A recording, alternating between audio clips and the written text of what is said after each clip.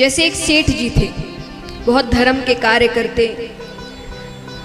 उन्हें एक बार पता चला किसी गांव में पानी की बहुत किल्लत है, महिलाओं को दूर दूर गांव पानी लेने जाना पड़ता है। तो उन्होंने उसी गांव में एक कुआं बनवा दिया। अब महिलाओं के लिए अच्छा हो गया, उनको दूर गांव पानी लेने नहीं जाना पड़ता था। कुछ दिनों बाद उसी कुएं के पास कुछ बच्चे खेल रहे थे। उसमें से एक बच्ची खेलते खेलते कुएं में गिर गई, उसकी मृत्यु हो गई। अब उसके पिताजी कहते हैं कि सेठ जी की वजह से मेरी बच्ची मरी। ना तो सेठ जी कुआं बनवाते और ना बच्चे उसमें गिरकर मरते। अब एक बात बताइए, सेठ जी ने इसीलिए कुआं बनवाया था कि बच्चे आए और गिरकर मर जाए? गलती हमारी है कि हमने छोटे बच्चों को कुएं के पास जाने दिया। तो भगवान कहते हैं ये संसार भी एक कुएं की तरह है। यहां कितने हैं जिन्होंने कुएं से पानी निकाला है? हाथ उठाना। चलिए, अच्छी बात है। हाँ, इतनी बात करने की नहीं जरूरत थी। ठीक है, वेरी गुड। तो सभी ने निकाला है यहाँ पर। तो कुएं से पानी कैसे निकालते हैं बताइए? अंदर जाके खुद अंदर कूदे, फिर बाल्टी से पानी लेके आए, रस्सी से, है ना, बाल्टी नीचे फेंकते रस्सी से। तो संसार ऐसा ही है। संसार एक कुआं है, उसमें बाल्टी फेंक के अपनी जरूरत की चीजें निकालते रहो। खुद अंदर जाकर पानी निकालने की कोशिश करोगे, डूब जाओगे। तो संसार कुएं की तरह है। भगवान यही समझा रहे कि यहां बाहर खड़े रहकर अपनी जरूरत की चीजें लेते रहो। जहां ज्यादा अंदर जाने की कोशिश करोगे, डूब जाओगे, फिर बाहर निकलना मुश्किल पड़ जाएगा। तो भगवान कहते हैं कि मैंने ये दुनिया इतनी सुंदर सिर्फ इसीलिए बनाई थी कि तुम्हें मेरा भजन करने में कोई तकलीफ ना हो, पर तुमने तो इन अच्छी चीजों को अपने दुखों का कारण बना लिया। तुम खुद को नहीं बदलना चाहते, तुम दुनिया को बदलना चाहते। पर जो खुद को नहीं बदल सकता वो दुनिया को क्या बदलेगा? हम अपना नजरिया, दुनिया बुरी नहीं है, लोग बुरे नहीं हैं, हम बुरे हैं, हमारी नजर बुरी है। कहते ना, एक चोर को हर किसी में चोर नजर आता है, और जो खुद अच्छा होता है ना उसको सब अच्छे ही लगते हैं। इसलिए कई वो कहते ना कि तुम बड़े भोले हो, तुमको, क्योंकि वो खुद भोला है ना, उसको लगता है सब अच्छे ही है, इतना बुरा थोड़ी कोई होता है। और जो खुद चोर होता है उसको हर व्यक्ति चोर ही नजर आता है। तो हम कभी अपना नजरिया नहीं बदलते। एक उदाहरण देती हूं। एक बार अकबर का नाम सबने सुना है, राजा अकबर। उनकी बेटी के पैरों में कांटा चुभ गया, कांटा चुभ गया। अब वो रो रही है, खून निकल रहा है। अब राजा की बेटी रो रही है, बहुत बड़ी बात है।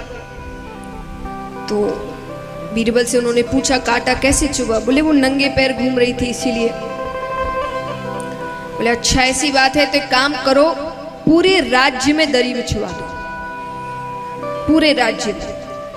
मतलब आज के बाद राजकुमारी के पैरों में कांटा चुभना नहीं चाहिए, पूरा राज्य ढक दो, दरी बिछवा दो। हम सब जानते हैं कि अकबर का राज्य कितना बड़ा था। वो बीरबल सोचे इतना लाए कहां से, क्या करे क्या करे। तब उसने कहा कि पूरे राज्य में दरी बिछवाने से तो अच्छा है कि राजकुमारी के पैरों को ही ढक दिया जाए, उनके लिए जूतियां बनवा दी जाए। तो इस कहानी का अर्थ क्या हुआ कि हम हमेशा दुनिया को बदलना चाहते हैं कि दुनिया हमारे अनुसार हो जाए, हम नहीं बदलेंगे। लेकिन अगर कुछ अच्छा करना है तो बदलना खुद को पड़ेगा। कई लोगों को मैंने कहते देखा है जो खुद चलते फिरते चीजें रास्ते में फेंकते रहते हैं, और जहां किसी रास्ते में ज्यादा गंदगी दिख जाए तो तुरंत से कह देते सरकार ने कितनी गंदगी करके रखी है, तो तुमने कौन सी सफाई रख दी? तुम भी तो थोड़ी देर पहले कचरा फेंक कर आ रहे हो। जब तक हम कुछ नहीं करेंगे तब तक कोई बदलाव नहीं आने वाला, ये याद रखना। कितना भी हो जाए, कितनी भी कोशिशें कर दी जाए, कितने भी लॉ निकाल दिए जाए, कितने भी कानून बना दिए जाए, जब तक हम कोशिश नहीं करेंगे बदलाव नहीं आएगा। हम कथाओं में भी आते हैं, आपको पता है जब आप कथा से चले जाते हैं यहाँ पर कितना कचरा होता है, कितना कुछ फेंका हुआ होता है। एक बात बताइए, अपने घर के मंदिर में कचरा फेंकते हो? चलते फिरते मंदिर में कचरा डाल के चले गए, करते हो? ये जगह क्या है? 7 दिन के लिए मंदिर है, ये भगवान विराजमान है, श्रीमद् भागवत विराजमान है, मंदिर है कि नहीं? तो यहाँ कैसे कचरा करके चले जाते हैं? मैं नहीं कहती कि आप जाने से पहले पूरा साफ करके जाइए, नहीं, खुद कोई कचरा मत गिराइए, और खुद ने गिराया हो तो वो उठाकर लेकर जाइए बाहर। एक एक आदमी भी करेगा तो यहाँ आप जब जाएंगे तब बिल्कुल कचरा नहीं। सिर्फ कथा सुनने से थोड़ी होता है, उसको उतारना भी तो है जीवन में, वरना क्या फायदा? जिंदगी भर हजारों श्रीमद् भागवत सुन लेंगे फिर भी बदलाव नहीं आएगा। और लोग फिर क्या कहते हैं, हम तो इतनी कथाएं सुनते हैं फिर भी कुछ बदलाव नहीं आ रहा। तो सुनने से थोड़ी आता है, उसको जीवन में उतारना पड़ेगा। अच्छी चीजें जीवन में उतारोगे नहीं तो 100 बार, 1000 बार, लाखों बार भी कथा सुन लो, बदलाव नहीं आने वाला। तो भगवान प्रहलाद जी से कहते हैं कि सिर्फ मन में ये कह देना कि मुझे इन भोगों से तृप्ति चाहिए, ये बोलने से कुछ नहीं होता, उसके लिए कुछ करना पड़ता है। भगवान कहते हैं सत्संग करना पड़ता है। जो सत्संगी होते हैं ना, जो असली सत्संगी होते हैं, उनसे आप बहुत कुछ सीख सकते हैं। अच्छे सत्संगी कभी भी अपने कारण कहीं पर विवाद नहीं होने देते, कहीं कुछ गलत नहीं होने देते, जबरदस्ती की नफरत नहीं पैदा करते। तो सत्संग अगर जीवन में बदलाव लाना है, कल्याण करवाना है, मोक्ष चाहिए तो सत्संग करना पड़ेगा। ये खास करके मैं पुरुष वर्ग के लिए कहूंगी, क्योंकि ये काफी पूजा पाठ करते हैं। और पुरुष वर्ग में मैंने कईयों को कहते हुए सुना है कि हम ज्यादा पूजा नहीं करते, हम काम करते हैं, पत्नी पूजा करती है, उसका पुण्य हमें मिल जाता है, 1% भी नहीं मिलता। देखिए, पुण्य मिलना और आपके काम होना दो अलग बातें हैं। मान लीजिए उन्होंने आपके किसी काम के लिए पूजा रखी और वो काम हो गया, तो वो काम हुआ है, आपको पुण्य कुछ नहीं मिला, ऊपर कुछ लेकर नहीं गया। पुण्य आपको आपके किए हुए सत्संग से मिलता है। पता चला दोनों ऊपर जाएंगे, पत्नी स्वर्ग जा रही होगी, आप भी पीछे पीछे जाएंगे, भगवान पीछे से सत्संग सिर्फ उसने किया था, तुमने नहीं। तो इसीलिए अगर आपको कल्याण करवाना है तो सत्संग भी आपको ही करना पड़ेगा। मैंने कहा था ना कि किस किस को स्वर्ग जाना है, कितनों को स्वर्ग जाना है यहाँ पर, तो मरना पड़ेगा उसके लिए। खुद के मरे बिना स्वर्ग भी नहीं मिलता। तो स्वर्ग चाहिए तो सत्संग करना पड़ेगा। कुछ चीजों में बदली नहीं चलती, बदली यानी आपके बदले कोई और कर ले, ये नहीं चलता। पहली चीज भोजन। ऐसा हो सकता है कि हम कह दे भाई मुझे तो जरूरी काम है, मेरे बदले का भोजन कर लो, तो आपका पेट भर जाएगा। शादी, कोई कह दे अरे मेरी जरूरी मीटिंग है, फेरे तुम ले लो, मैं फिर आ जाऊंगा, हो सकता है ऐसा। मृत्यु, मेरे घर में शादी है, तुम मेरे अच्छे दोस्त हो ना, मेरे बदले मर जाओ, कोई करेगा? वैसे ही सत्संग, सत्संग में भी बदली नहीं चलती। तो महाराज भगवान प्रहलाद जी को यही समझाते हैं कि मैंने ये दुनिया सुंदर सिर्फ इसीलिए बनाई थी कि तुम्हें मेरा भजन करने में कोई तकलीफ ना हो। अब तुम इसका दुरुपयोग कर रहे हो, इसमें मेरी गलती नहीं है। मैं सिर्फ राह दिखा सकता हूं, हाथ पकड़कर चला नहीं सकता तुम्हें।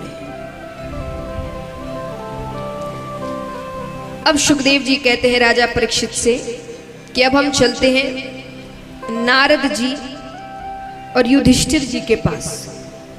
उनके बीच धर्म की चर्चा हो रही है। किसकी चर्चा? धर्म के ऐसे 30 लक्षण हैं, लेकिन मैं आपको 5 सबसे महत्वपूर्ण चीज बताती हूँ। 5 महत्वपूर्ण लक्षण जिससे धर्म की नींव रखी जाती है। इसको कर लिया तो आपने धर्म को बचा लिया, और इसको नहीं समझा तो दुनिया में कितना भी काम करते रहो, वो सिर्फ बात ऊपरा ऊपरी हो रही है। तो सबसे पहला लक्षण है सत्य। कहते हैं जितना हो सके सत्य की राह पर चलो।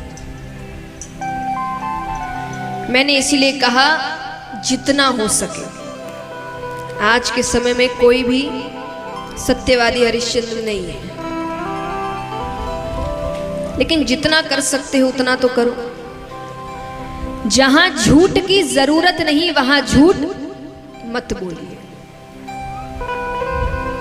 एक उदाहरण जैसे मैं देती हूं, मान लीजिए ये भी खास करके पुरुष वर्ग के लिए है। आपने किसी से मिलने का कोई समय बांधा है, कोई मित्र है या कोई काम साथ में काम करने वाला व्यक्ति है। उस समय आपने उसको कहा कि इतने बजे मिलते हैं, वो उतने बजे पहुंच गया। अब वो आपको फोन करे कि भैया कहाँ हो, आपका जवाब क्या होता है? 2 मिनट बस, रास्ते में ही है। और असलियत क्या होती है? घर से भी नहीं निकले। यहां पर झूठ की जरूरत थी? क्या होता, सामने वाला थोड़ा सा चिल्ला लेता कि क्या तुम समय बांधकर समय पर नहीं आए, सुन लेते।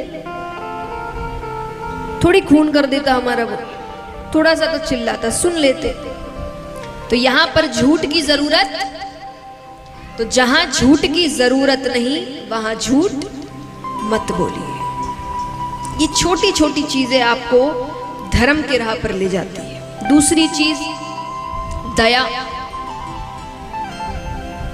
जो आजकल इंसानों में तो खत्म ही हो गई है। मानो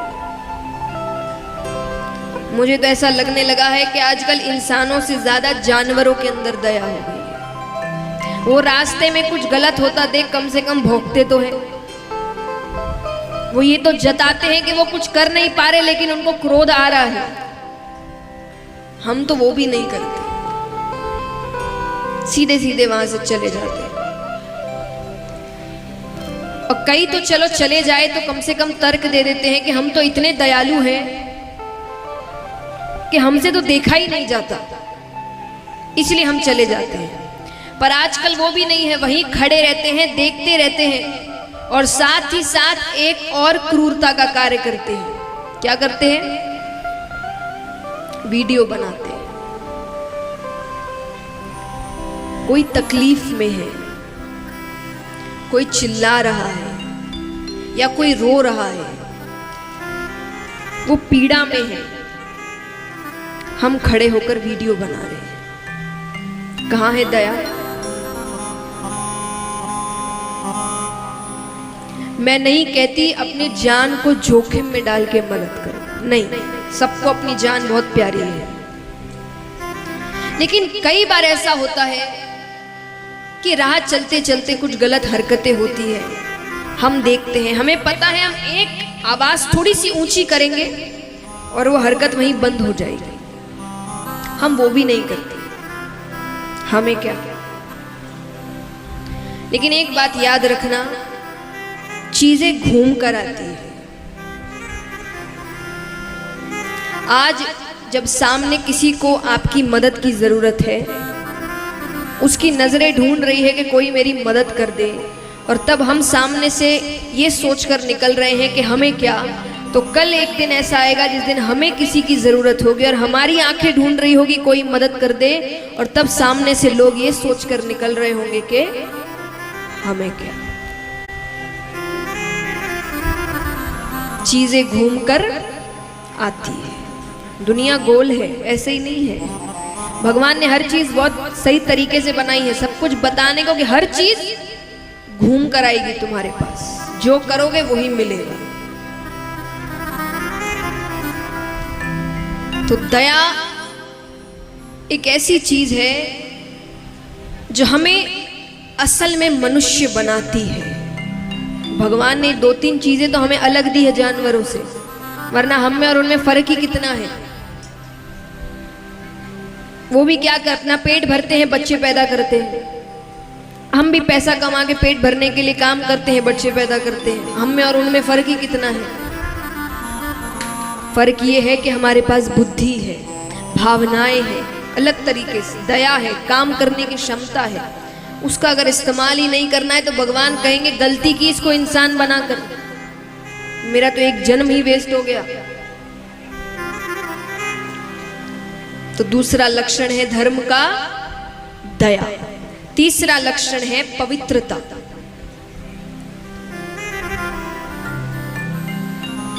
जितनी पवित्रता होती है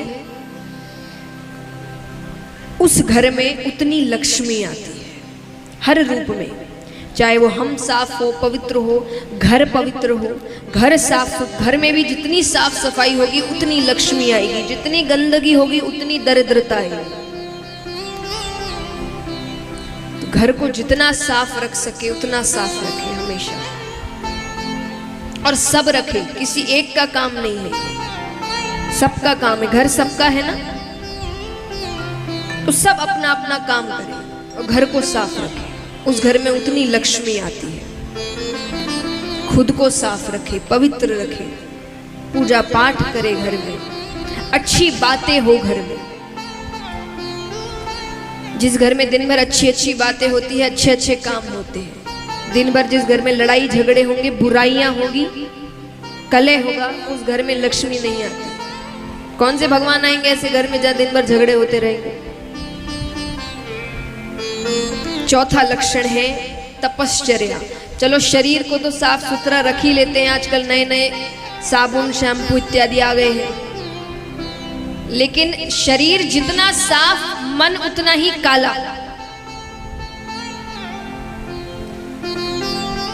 कहते ना कि सरकार काला धन भले ही हटा ले, काला मन कैसे हटाए। और जब तक काला मन नहीं हटेगा काला धन जाने ही वाला नहीं। तो मन को पवित्र रखिए, वाणी पवित्र रखिए। किसी को कुछ कहने से पहले 100 बार सोचो कि क्या कहने जा रहे हो।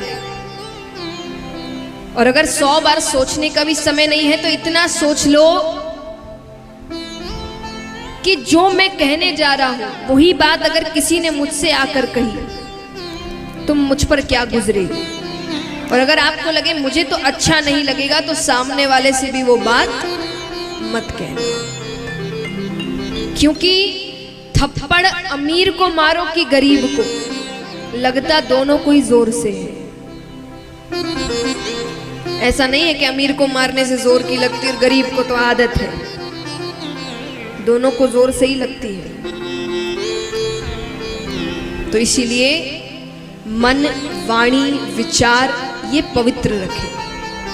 और 5वां लक्षण है तितिक्षा। भगवान जो भी दे उसको प्रसाद समझकर ग्रहण करो, क्योंकि वो जो करते हैं हमारे अच्छे के लिए करते हैं। मैं आपको एक छोटी सी कहानी सुनाती हूँ। शायद इस कहानी को सुनने के बाद आप अपने जीवन में दुखों को या संकटों को एक अच्छी नजर से देखें।